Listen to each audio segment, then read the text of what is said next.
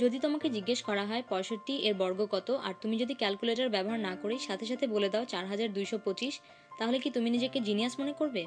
আসলে কি জানো, যেসব দুই অঙ্কের সংখ্যার শেষ অঙ্ক ৫ তাদের বর্গ নির্ণয় করা খুবই সোজা। যেমন ৬৫ এর কথাই চিন্তা করে দেখো, এর বর্গের শেষ দুই অঙ্ক সবসময় ২৫, আর প্রথম দুই অঙ্ক হচ্ছে ৬ এবং ৬-এর পরবর্তী অঙ্ক ৭-এর গুণফল ৪২। আরেকটা উদাহরণ দেখো, ৩৫ এর বর্গ। তুমি যেহেতু এখন নিয়মটা জানো, তাহলে বুঝতেই পারছো প্রথম দুই অঙ্ক হবে ১২ এবং শেষ দুই অঙ্ক ২৫, অর্থাৎ ১২২৫। মজার, তাই না? এরকমভাবে তুমি ১৫, ২৫, ৩৫, ৪৫, ৫৫, ৬৫, ৭৫, ৮৫, ৯৫ এদের বর্গ নিমিষেই নির্ণয় করতে পারবে। নিয়মটা জেনে যাবার পরে কি দুই অঙ্কের এমন সংখ্যার বর্গ নির্ণয় করা খুবই সাধারণ মনে হচ্ছে? আচ্ছা, তাহলে চলো একটু কঠিন কিছু শিখি।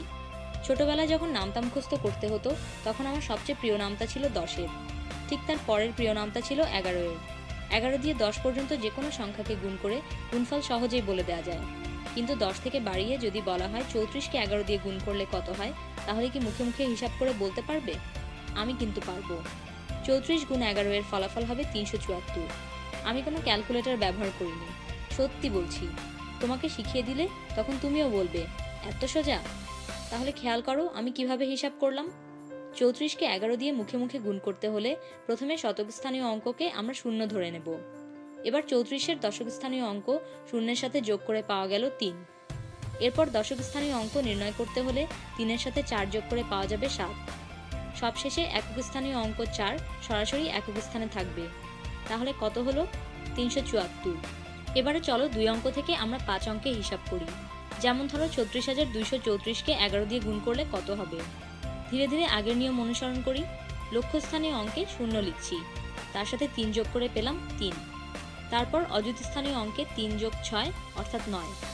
তারপর সহস্রস্থানীয় অঙ্কে ৬ এবং ২-এর যোগফল ৮। শতক স্থানীয় অঙ্কে ২ এবং ৩-এর যোগফল ৫।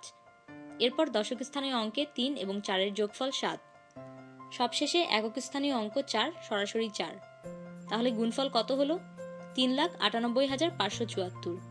নিজেকে জিনিয়াস মনে হচ্ছে? তাহলে এটা চেষ্টা করো। ৯,১৫,৬২৪ গুণ ১১ কত পেয়েছ? আমার ফলাফল কিন্তু ১,০০,৭,১,৮,৬,৪। ভুল করেছ, তাই না? আরেকটা ছোট নিয়ম এখনো শিখতে বাকি আছে। স্বাভাবিক নিয়মেই শুরু করে আমরা যখন দেখব দুইটি অঙ্কের যোগফল ৯-এর বেশি হচ্ছে, তখন পূর্ববর্তী স্থানের অঙ্কের সাথে ১ যোগ করতে হবে। যেমন এক্ষেত্রে নিযুত স্থানে ০ যোগ ৯ হচ্ছে ৯, কিন্তু এটা আমরা এখনই লিখছি না। লক্ষ্যস্থানীয় অঙ্কের হিসাব করে তারপর লিখব। তাহলে লক্ষ্যস্থানীয় অঙ্কের জন্য ৯ যোগ ১ অর্থাৎ ১০, যা ৯-এর চেয়ে বড়। তাহলে নিযুত স্থানীয় অঙ্ক ৯-এর পরিবর্তে ১০ হচ্ছে। হ্যাঁ, ১ বাড়িয়ে দিতে হবে। এবার অযুত স্থানীয় অঙ্কের জন্য ১ যোগ ৫ হলো ৬, যা ৯-এর বেশি নয়, অর্থাৎ লক্ষ্যস্থানীয় অঙ্ক ০ই থাকছে। সহস্রস্থানীয় অঙ্কের জন্য ৫ যোগ ৬ হলো ১১, যা ৯-এর চেয়ে বেশি। তাহলে অযুত স্থানীয় অঙ্ক হবে ৬-এর পরিবর্তে ৭। এবার শতক স্থানীয় অঙ্কের ৬ আর ২-এর যোগফল ৮, যা ৯-এর বেশি নয়। তাহলে সহস্রস্থানীয় অঙ্ক ৫ আর ৬-এর যোগফলে ১১ এর একক স্থানীয় অঙ্ক একই থাকছে। এরপর দশক স্থানে ২ যোগ ৪ হলো ৬, যা ৯-এর চেয়ে কম, অর্থাৎ শতক স্থানে ৮। এভাবে দশক স্থানে ৬ এবং একক স্থানে ৪। এবারে তোমাকে যে কোনো অঙ্কের সংখ্যাকে ১১ দিয়ে গুণ করতে বললে তুমি ক্যালকুলেটর ছাড়াই মুখে মুখে বলে দিতে পারবে। এখন তুমি নিজেকে জিনিয়াস ভাবতে চাইলে ভাবতেই পারো।